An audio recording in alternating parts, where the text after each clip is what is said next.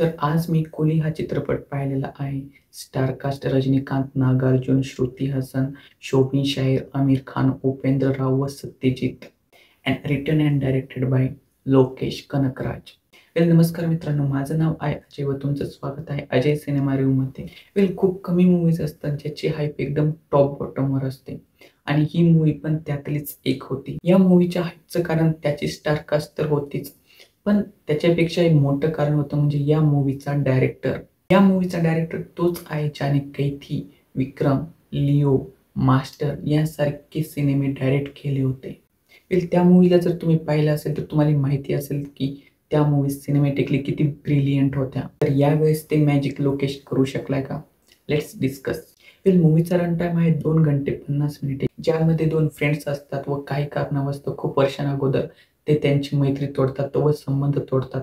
तर त्यातला एका मित्राची पुढे चालून मर्डर होतो. तर दुसरा मित्र ती म्हणजे का कोण केला व त्याचा बदला घेण्यासाठी निघतो. तर स्टोरी वाईज या मूव्हीमध्ये असंच आहे, काही नवीन तर नाही स्टोरी वाईज, कारण अशा स्टोरीज आपण भरपूर पाहिलेल्या आहेत. पण स्टोरी जरी नवीन नसली तरी लोकेश त्याची स्टोरी खूप डिफरंटली प्रेझेंट करतो. लोकेशच्या मूव्हीमध्ये जर फर्स्ट हाफ जर बोरिंग असला तर सेकंड हाफ माइंड ब्लोइंग असतो आणि सेकंड हाफ जर थोडा डल असला तर फर्स्ट हाफ खूप छान असतो. पण या मूव्हीमध्ये फर्स्ट हाफ आणि सेकंड हाफ दोन्ही पण बोरिंग फील होतं. ही मूव्ही बघताना लोकेश कनकराजच्याच विक्रम या मूव्हीची खूप आठवण येते. पण त्या मूव्हीसारखं मॅजिक ही मूव्ही करू शकली नाहीये. या मूव्हीला ए सर्टिफिकेट होतं तरी ॲक्शन सीन्स बघायला जरा सुद्धा मजा येत नाही. जर तुमच्याकडे जर ए सर्टिफिकेट आहे तर तुम्ही तुमचे ॲक्शन सीन्स आणखीन थोडे ब्रुटली ठेवले असते तर काहीही हरकत नव्हती.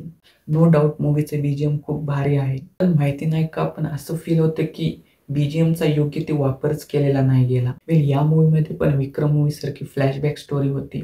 बट विक्रम मूव्हीमध्ये ज्या प्रकारे आपण इमोशनली कनेक्ट झाला होता तसं या मूव्हीमध्ये थोडं सुद्धा फील होत नाही. असं वाटतं की मूव्हीच्या स्टोरीवर नीट ध्यान देऊन लिखाणच केलेलं गेलं नाही.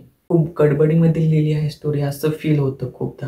ॲक्टिंग वाईज रजनीकांत सर यांचं काम खूप छान होतं व साईड ॲक्टरची शोभन शाहीर, श्रुती हसन अँड विलनच्या रोलमध्ये नागार्जुन होते. त्यांची ॲक्टिंग पण खूप छान होती. रजनीकांतनं खरंच काय म्हणजे 70 वर्षांमध्ये पण इतकी भारी ॲक्टिंग केली. मी म्हणजे शॉक होतो की इतकी छान ॲक्टिंग, म्हणजे आजकालचे जे यंगस्टर्स आहेत त्यांनी खरं लाजलं पाहिजे. मूव्हीमध्ये काही कॅमेओज पण आहेत, ज्यातला उपेंद्र राव यांचा कॅमेओ ठीकठाक होता.